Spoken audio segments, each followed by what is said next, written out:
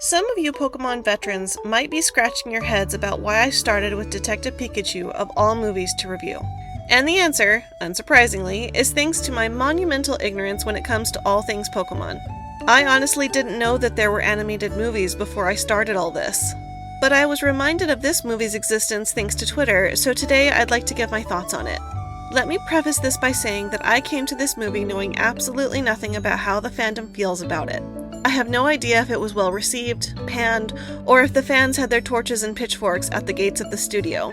So I apologize if I'm dragging up old wounds if no one liked this. I sure know how I'd feel if someone claimed to like the original Aragon movie from the early 2000s. I'd probably see red, not gonna lie.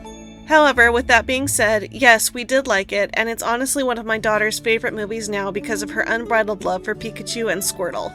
And just a quick heads up, this review will have spoilers. First, I have to say that if I'd seen this movie when it came out, I honestly might have jumped into Pokemon not long after that. I love that this movie has a lot of deep-cut references for the hardcore fans, but also lets the uninitiated enjoy it and get acquainted with the world without expecting them to have an intimate knowledge of the universe. I know that the Detective Pikachu games and stories are a little niche within the IP, and that this city isn't exactly a main destination, so I think that's why it's a little more accessible to general audiences. It serves as something of a neutral ground for the casual viewers. But unfortunately, one of the movie's strengths is also one of its weaknesses. Once you have even a basic knowledge of the Pokemon universe, the question becomes, why did they choose such a no-name character to tell the story? I know that not every game features Pikachu and Ash, but the fact that Tim isn't a main character within the series really does hurt the movie's strength within the library of the IP.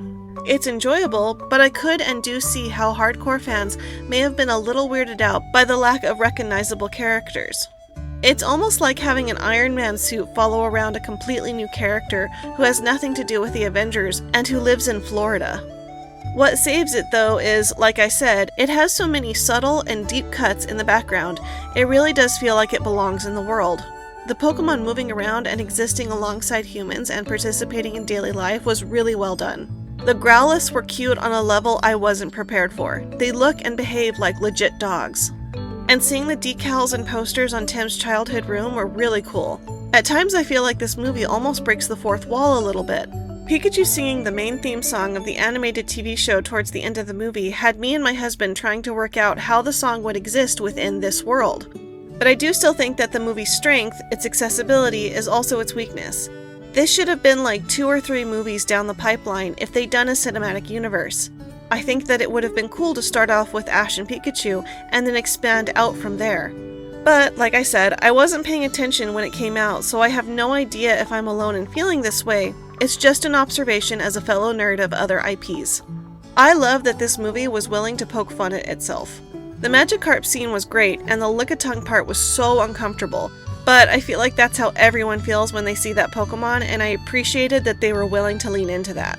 Also, some of the lines in this movie would not have gotten past the ridiculousness of the sensitivity officers in today's Hollywood. Like this one. Like a man! So I appreciate that it's fun, and not in a politically correct way. And Pikachu being so irreverent about pretty much everything was great too. But would you expect anything less from Ryan Reynolds? But on that note, the biggest thing I don't like about this movie is Reynolds. It's not that I don't like him as an actor, I just think he makes as much sense in this role as Robert Pattinson does as Batman. I think you could have gotten almost anyone else to play that role, and the reveal at the end of Tim's dad's spirit being preserved within Pikachu would have hit the same.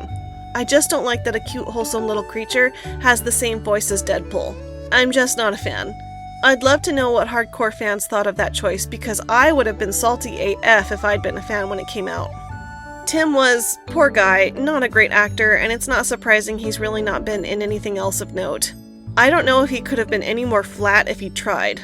So far as the rest of the cast, I think the gal who played Lucy was great. This girl came off as a true nerd who wanted to play her character like she was straight out of the animated show. Also, I'd like to know just how big of a nerd Ken Watanabe is, because this guy can go from The Last Samurai and Memoirs of a Geisha to acting opposite Godzilla and Snubbull, and I still take him seriously. Dude is an absolute legend. But the fact that I still enjoy the movie overall, I think speaks to the strength of the rest of the story and how well the world was executed, because I really can't get over how well done the animation and sets were. I do think it's a shame we haven't gotten more live-action Pokemon movies, but maybe if the Legend of Zelda movie does well, Nintendo will give it another go. It makes sense given that the hope is the Nintendo Cinematic Universe is leading to a Smash Bros. Movie. The most ridiculous part of this film was the Torterra Kaiju Garden. Me and my husband, who are also massive Godzilla fans, were joking that we were expecting the king himself to show up and put the Torterra in their place. Like, did the filmmakers not think through that part at all? How do you reveal that? Have this massive scene where there are multiple of these moving mountains and then just not resolve it at all? This scene was impressive, but I can't see Ash and Pikachu just letting that insanity go. So, cool scene, but hilariously out of place. On the note of the Pokemon, I think the choices of which Pokemon are in the movie were really unusual.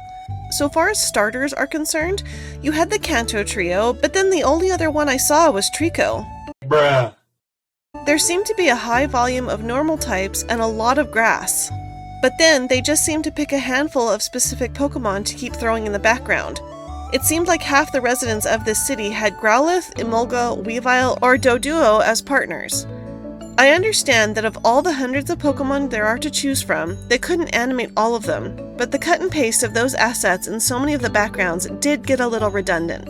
Don't get me wrong, they were animated incredibly well, but I just think some variety could have been nice. The overall plot of the movie was good, if not a little, like, why? Again, I think having a brand new story that wasn't a staple of the IP did stop this movie from shining the way it really could have. I'm not a massive Mewtwo fan, but I think that they would have benefited from really fleshing out his story more than the info dump that we got in the middle of the movie from the head scientist when Tim and Lucy go to the facility where Mewtwo was being held captive. I think you could have done that if the story had been focused on Ash and Pikachu. Overall, thanks to the humor, the references, and the incredible execution, helped me enjoy this film despite its shortcomings. It's not perfect, but it fits within the world, it feels authentic, and it respects its source material, which in today's movie-making practices is completely unheard of. Looking at you, Rings of Power! So if you haven't seen it, I'd give it a shot. If you have seen this movie, or even saw it when it came out in theaters, let me know what you thought of it, or what the general feeling of the movie was when it came out. Thanks for watching, and I'll see you next time. Be sure to like and subscribe for all the new Pokemon content so you don't miss anything.